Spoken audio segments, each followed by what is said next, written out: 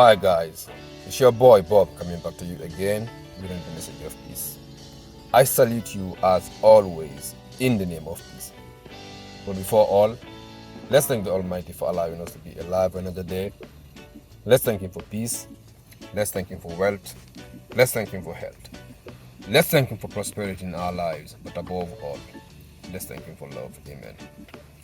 Guys, I wanted to speak about what you are not being told about semen retention, according to me.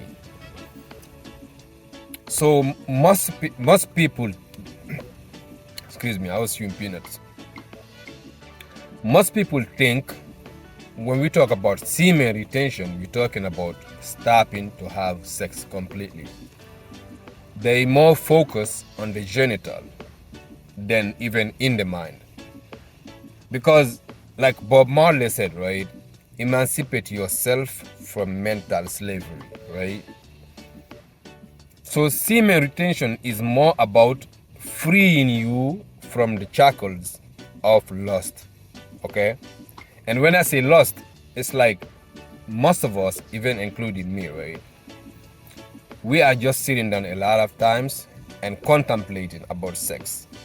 Even when you just have sex with your mate, your partner or whoever, when you're done, you think about what you did not do, about the things that you want to do and all of that. You're contemplating about it. You understand, right? So when semen retention is talking about semen retention, it's more about being mindful about why you want sex for. Why are you needing sex? What are you going to use it for? Because we all know if you have a partner, you're spending time together, sometimes sex happens and you want to do it. Nobody can tell you you cannot do that. Because like the mystic said, right, like Sadhguru, I was listening to him, he's saying, sex is good, but sexuality is not good. Sex is from the body, right? Sometimes your hormones kick in. As he says, like your mind is hijacked by your hormones, right? You feel horny and then you want to have sex. A lot of time that's what happened. And then you have children, right? Underlying having sex just because you are horny. And now you wonder later on when you have children that are not behaving, you wonder why your kids are not behaving. Not understanding that we are spiritual beings, all right?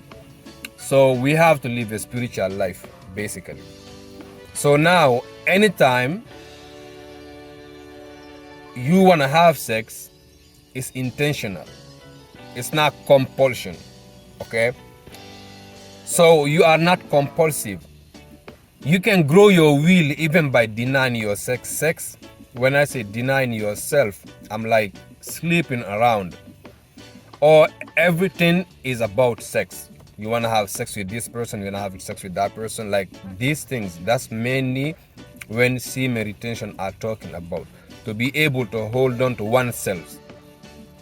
Because everything we do is sexual energy. Everything we do. Like all our energy is just a sex energy that we have. So whether you use that and spill your semen, or you want to use that instead of having sex, you do some push-up, or you get focused on something else than just sex.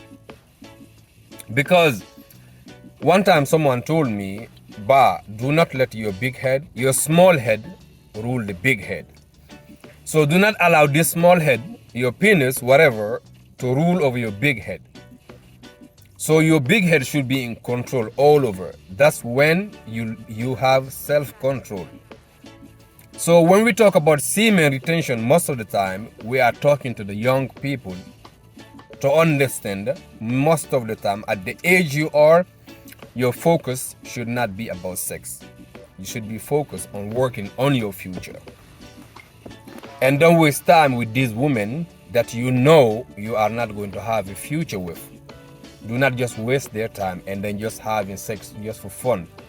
You are wasting your time. But if you focus more on what you want to do in life, Later on, down the line, you will find a mate, and then you want to settle with her and then make a family and procreate and then raise your kids. If that, in that sense, that's what we are talking about, semen retention.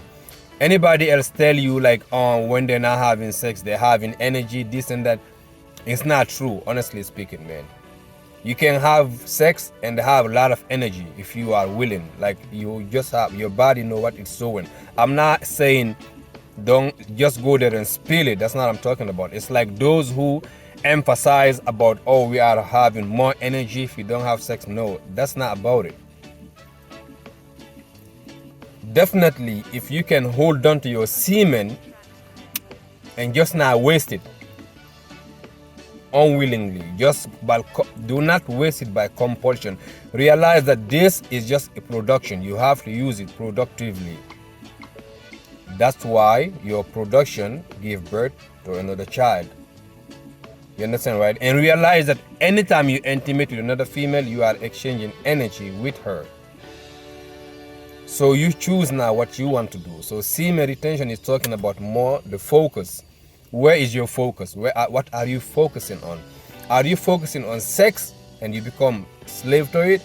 Or you are more focusing on something else that can build your future, that you want to grow in? You put more focus on that and then less on there.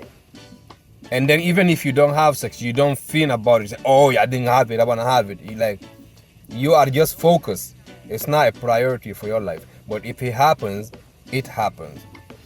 But you don't just go out there compulsively having sex. You understand, right? So this is the reason we're talking about semen retention. Anyone who told you otherwise is not telling the truth. That's why mantra, all these people that talk about semen retention talk about mantra. You don't just feel it. It's a sex. They use sex to transcend it. So you transcend it. You reach to a point that you don't have it as a need anymore. But sex is part of our life. We cannot go without it. That's the only way we procreate. So either we use it productively or non-productively. That's when semen retention come in. You retain your semen. You hold on to them and use them productively. One love.